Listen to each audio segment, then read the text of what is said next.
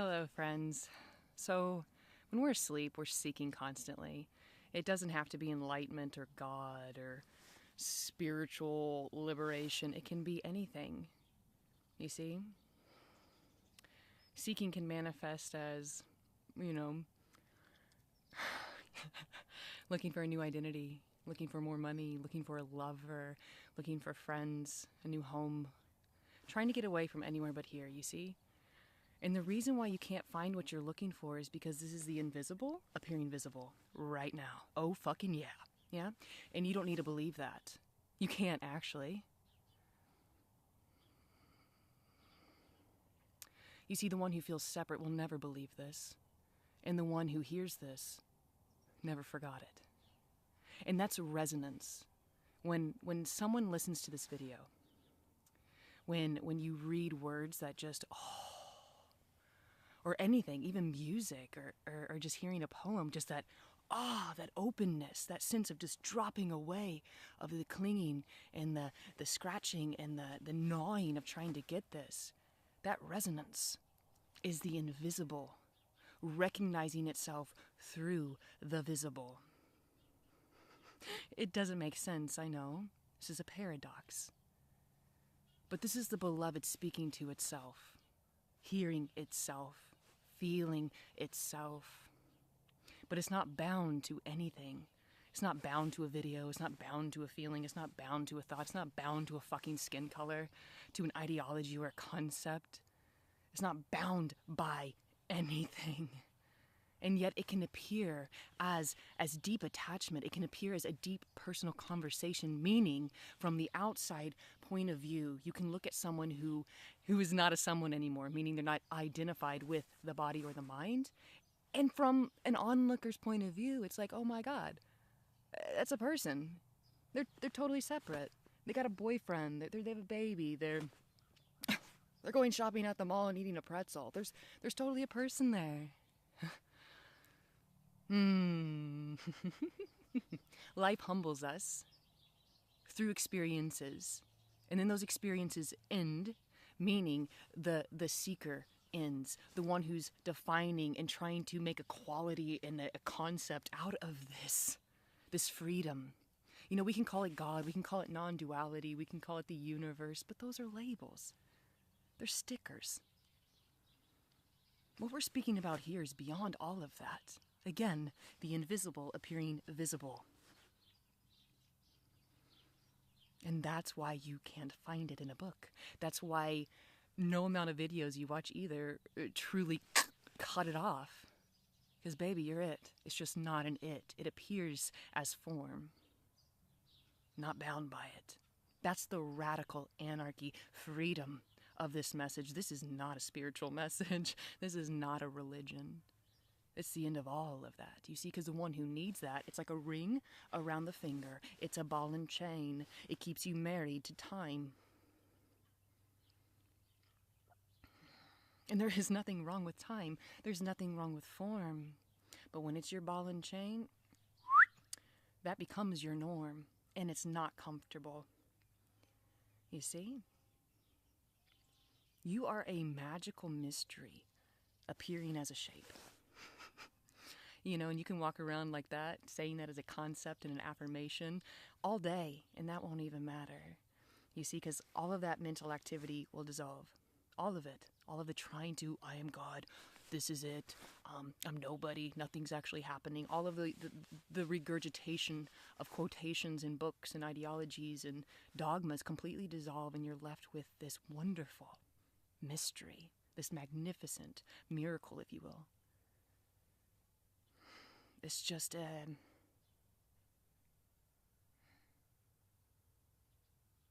it's not a prize, and it's not owned by anyone. It's not an attainment. It's just this. Oh yeah, it's ordinary, isn't it? Oh, I know, I was sold so much really high spiritual things as well. You know, and a lot of the spiritual path is regurgitated religion. There's no quality to the divine. It's qualityless, but quality can appear in it. But if you're looking for a quality, if you're looking for a certain flavor, a certain perfume, aroma. You're missing what we're trying to share here, which we really can't share. It's not breaking bread. Because again, when the one who's not connected to this identity hears this, it all collapses, it's game over.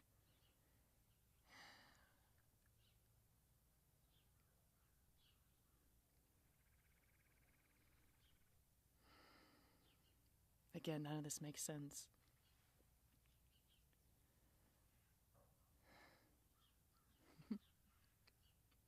How could you be it? How can this be it? How can the ordinary be what we call heaven or the divine? Yeah, well, you were sold a lot of bullshit. So was I in the story, yeah? That's all everyone's doing is running around telling stories of what they think this is. Awakening is the end of thinking you know what this is. But there is no longer a sensation or a haste to get away from this or try to change it or manipulate it. The ordinary becomes extraordinary because now the ordinary is not some sinful piece of crap human manifestation, you see? Because the human is the divine hiding behind the human eyes, you see?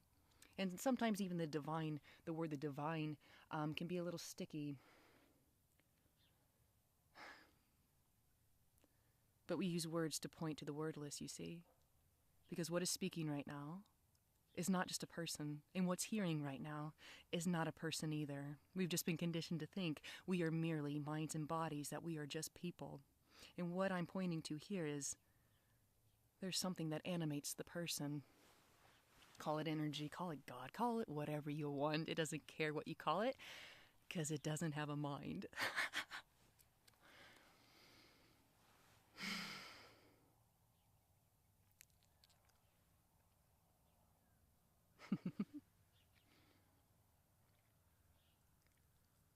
And so this message here isn't to convert you, to get you to change your experience.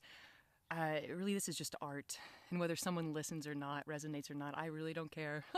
You see, because true artists express for the sake of expression, for the sake of art itself, not because someone's going to listen or resonate with it, you see? That's true art. That's true freedom. That's true creativity. And the creativity that seems to be expressed here can resonate with the creativity there. And it can seem like maybe something's falling away as you listen. Maybe it seems like something is being extracted or pulled out of your pores as you listen to this. Yeah? That invisible essence that we want to call God, that we want to call the universe, yeah? It washes away the face of personal identity. It washes away of neurosis. It washes away OCD, psychosis. Because all of that is mere expo markers on a whiteboard. That's how quickly the whole contracted energy of separation can dissolve. Just expo markers on a whiteboard, baby. And what we're pointing to here is the whiteboard itself. Doesn't care what you write on it. Doesn't care what you erase on it. It just doesn't care. It's untouchable.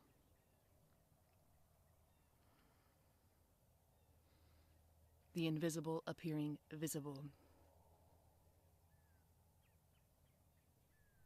There's always so much to love within the visible. There's also things that maybe you don't love within the visible. But those actually aren't opposites, you see. The me lives in polarities and in opposites, but there actually is no opposite. But in the realm of duality and in the dream, if you believe there is an opposite, we have an opposer. Ooh. Yeah, that's where heaven and hell comes from. Sinner and saint. God and the devil. But what if that never was? What if there never was two or any form of opposites, but opposites appear within this divine neutrality, so to speak? It's just an appearance. It's just a dancing play on the stage of nothing. And by the breath of simplicity, all of the characters dissolve. And what's left is just the lights on the stage, ready for the next act that you have no control over. Because nobody's in control here. I'm not in control of these words coming out of my mouth or how any of this is arising. similar to how you are listening to this and how the body may be responding to this. No control. It's just what's happening. That's the zest of life. That's the spontaneity of life. That's the joy of life. But the dream is I'm in control. The dream is I'm going to get this. The dream is I'm going to know what she's talking about. Have fun with that. You're never going to know this conceptually or intellectually. It's completely intuitive. It's an energetic. And that's why I say resonance. And resonance can wash away the bullshit, the sleep from the I. And there's nothing wrong with this illusory I, because I is still the Roman numeral 1. So even the dream is unconditional love, dreaming, feeling separate. Not really. It's a dream. And again, it can end like, because it's not actually happening.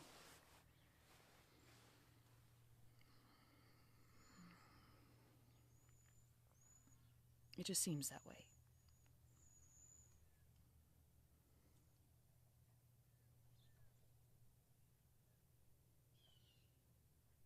And so, when we're dreaming, we are so wound and bound by time. We're restless.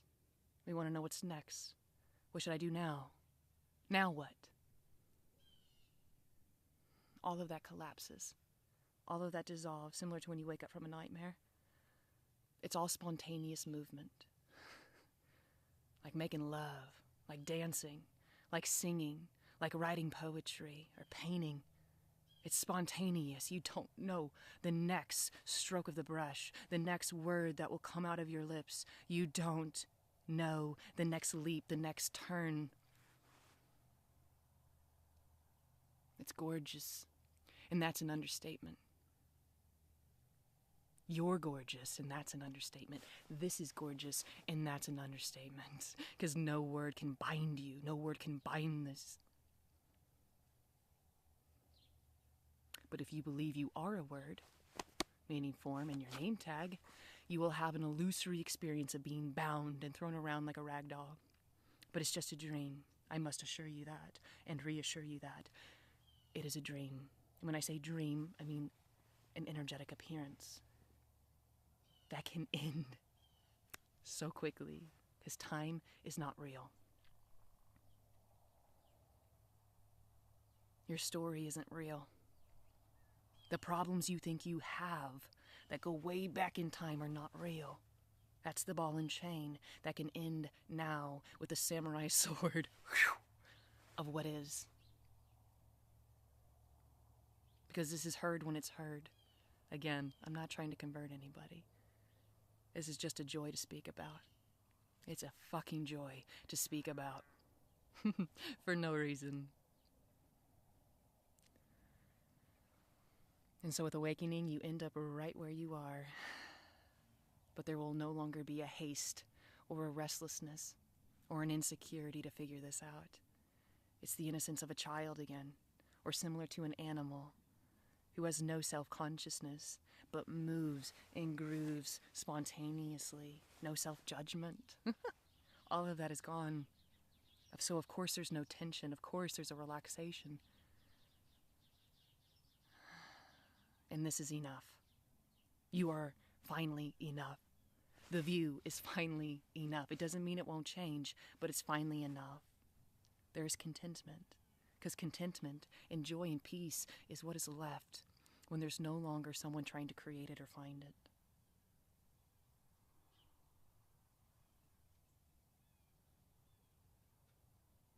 You are what you're looking for. It's just not an object. It appears as an object. Not bound to it, though. And that's the message of being in the world and yet not of it. Having your cake and eating it too, you're just not eating the cake. So there's nothing wrong with form. Again, this is the invisible appearing visible. What for? Why? Why bother?